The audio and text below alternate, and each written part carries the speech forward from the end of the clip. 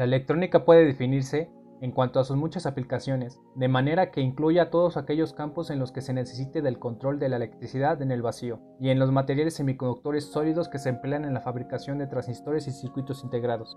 Durante las primeras etapas, los investigadores no eran ingenieros eléctricos, electrónicos o de computación como los conocemos actualmente. En la mayoría de los casos se trataba de físicos, químicos, matemáticos o incluso filósofos. Se cree que el verdadero comienzo de la era de la electrónica reside en los trabajos de Peter van Messerschmitt y Benjamin Franklin. En 1745, van Messerschmitt presentó la jarra Leyden para almacenamiento de carga eléctrica y demostró el choque eléctrico. En 1784, Charles Coulomb demostró en París que las fuerzas entre cargas se encuentran en relación inversa al cuadrado de las distancias entre las cargas. La primera celda voltaica, junto con su capacidad para producir electricidad mediante la acción química de un metal disolviéndose en ácido, fue desarrollado por un italiano, Alessandro Volta, en 1799. Hans Christian Ørsted, profesor de física sueco, al anunciar en 1820 una relación entre magnetismo y electricidad que sirvió como fundamento para la teoría del electromagnetismo, como la conocemos ahora.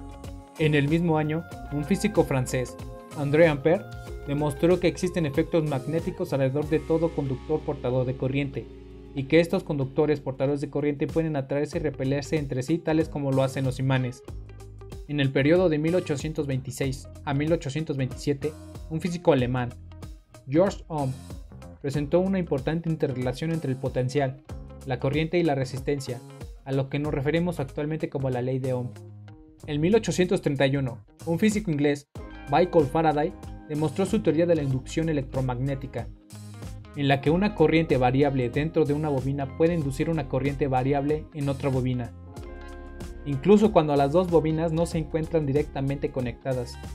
Además, Faraday realizó un amplio trabajo sobre un dispositivo de almacenamiento que denominó condensador, y al que actualmente nos referimos con el término de capacitor. Él presentó la idea de añadir un dieléctrico entre las placas de un capacitor para incrementar la capacidad de almacenamiento.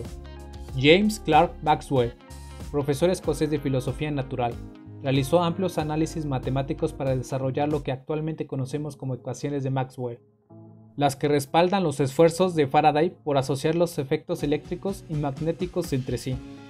Maxwell también desarrolló la teoría electromagnética de la luz en 1862, la cual, entre otras cosas, revela que las ondas electromagnéticas viajan a través del aire a la velocidad de la luz. En 1888, un físico alemán, Friedrich Rudolf Hertz, mediante experimentos con ondas electromagnéticas de baja frecuencia, consolidó las predicciones y ecuaciones de Maxwell. A mediados del siglo XIX, el profesor Gustav Robert Kirchhoff presentó una serie de leyes acerca de los voltajes y corrientes que encuentran aplicación práctica en todo nivel y área de este campo.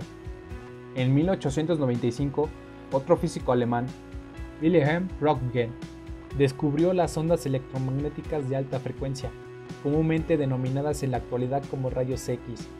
Hacia finales del siglo XIX ya se habían establecido un número importante de ecuaciones, leyes y relaciones fundamentales, y varios campos de estudio que incluían la electrónica, la generación de energía y los aparatos de cálculo que comenzaron a desarrollarse en serio. Hablemos sobre el radio. Muchos lo atribuyen a Thomas Edison, quien al añadir un electrodo metálico a un tubo al vacío descubrió que se establecía una corriente entre el electrodo y el filamento cuando se le aplicaba un voltaje positivo al electrodo. El fenómeno, demostrado en 1883, se denominó efecto Edison. En 1887, Henry Hertz transmitió en su laboratorio ondas de radio por primera vez, gracias al esfuerzo que realizó al verificar las ecuaciones de Maxwell. En 1896, un científico italiano, Giuliano Marconi, demostró que podría enviarse señales de telégrafo a través del aire desde grandes distancias utilizando una antena en tierra. En el mismo año, Alexander Popov transmitió lo que probablemente fue el primer mensaje de radio a través de unas 300 yardas. El mensaje se denominó Henry Hertz, en honor a los primeros trabajos de Hertz. En 1901, Marconi estableció una comunicación de radio a través del Océano Atlántico. En 1904, George Ambrose Fleming amplió los esfuerzos de Edison para desarrollar el primer diodo, denominado comúnmente como válvula de Fleming, que de hecho es el primero de los dispositivos electrónicos. Este dispositivo imprimió un profundo impacto sobre el diseño de los detectores que se encuentran dentro de la sección receptora de los radios. En 1906, Lee De Forest añadió un tercer elemento a la estructura al vacío y creó el primer amplificador, el triodo.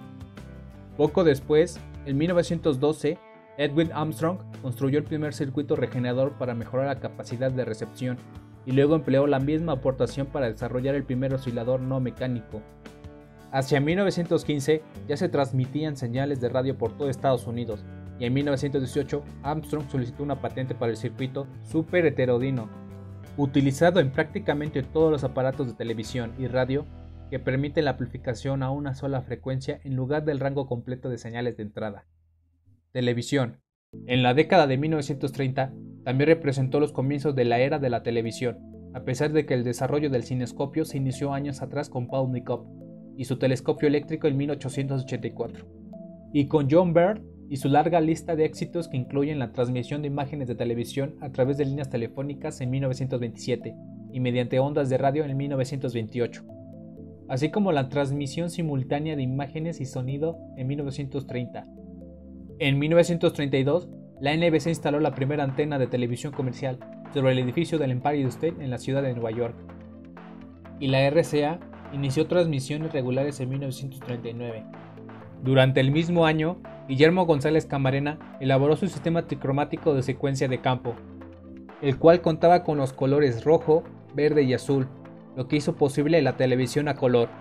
La guerra desaceleró el desarrollo y las ventas, pero a mediados de la década de 1940 el número de aparatos de televisión creció de unos miles hasta unos millones. Con respecto a las computadoras, el primer sistema de cómputo puede rastrearse hasta Blaise Pascal, con su máquina mecánica para sumar y restar números. En 1673, Gottfried Wilhelm Leibniz empleó la rueda de Leibniz para incorporar la multiplicación y la división al rango de operaciones, y en 1823, Charles Babbage desarrolló la máquina de diferencias para añadir las operaciones matemáticas de seno, coseno, logaritmos y otras. En los siguientes años se efectuaron algunos adelantos, pero los sistemas continuaron siendo básicamente mecánicos hasta la década de 1930, cuando se presentaron sistemas electromecánicos empleando componentes como relevadores. No fue sino hasta la década de 1940 que los sistemas fueron completamente electrónicos. En 1946, un sistema completamente electrónico y conocido como ENIAC se construyó en la Universidad de Pensilvania. Contenía cerca de 18.000 bulbos y pesaba 30 toneladas, pero era varias veces más rápido que la mayoría de los sistemas electromecánicos. Aun cuando se construyeron otros sistemas basados en bulbo, no fue sino hasta el nacimiento de la era del estado sólido cuando los sistemas de cómputo experimentaron un cambio radical en cuanto a tamaño, velocidad y capacidad. La era del estado sólido. En 1947, los físicos William Shockley, John Bardi y Walter H. Bryan, investigadores de los laboratorios Bell Telephone, efectuaron una demostración del transistor de punto de contacto, un amplificador construido completamente con materiales de estado sólido que no requería de vacío, cubierta de vidrio, ni la aplicación de un voltaje para calentar el filamento. En 1958 se desarrolló el primer circuito integrado en Texas Instruments, y en 1961 Fairchild Corporation fabricó el primer circuito integrado comercial. Gracias por ver este video. Dejo un enlace con la información del video en la descripción y compártelo si fue de ayuda.